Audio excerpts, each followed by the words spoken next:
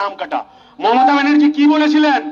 আমি যতদিন বেঁচে আছি এখানে এসআইআর হতে দেব না। ইলেকশন কমিশন আছে, ইলেকশন কমিশন হলো একটা স্বাধীন সংস্থা, কিন্তু সবকিছু ভেঙে ভিতরে ঢুকে যাব এটা এখানে হুমকি মাননা है, वार्निंग मानिए।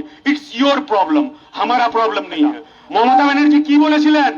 আমি যতদিন বেঁচে আছি এখানে এসআইআর হতে দেব না। মনে আছে তো?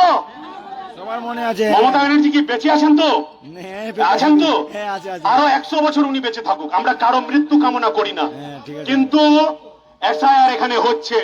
মমতা ব্যানার্জি বলেছিলেন ওয়াকফ নিয়ে আমার রাজ্যে আন্দোলন করার দরকার নেই, যাও দিল্লি যাও, আমি যতদিন আছি এখানে ওয়াকফ লাগু হতে দেব না। ওয়াকফ লাগু হলো তো? ওয়াকফ লাগু হলো। ইলেকশন কমিশন আছে, ইলেকশন কমিশন হলো একটা স্বাধীন সংস্থা, কিন্তু দুর্ভাগ্য দুর্ভাগ্য ইলেকশন কমিশন এখন কাজ করছে এই বিজেপির হয়ে। আমরা একটা কথা বলে দিতে চাই, এটা বলে দিয়েই আমি আমার কথা আগে বাড়াবো।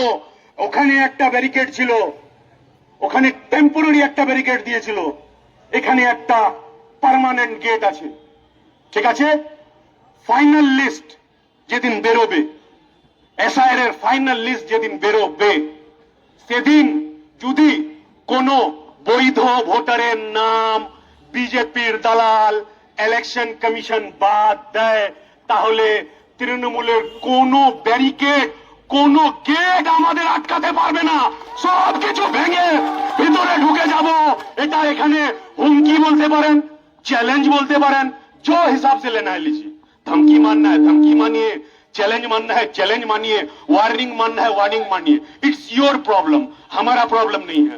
अगर एक भी वैलिड वोटर का नाम कटा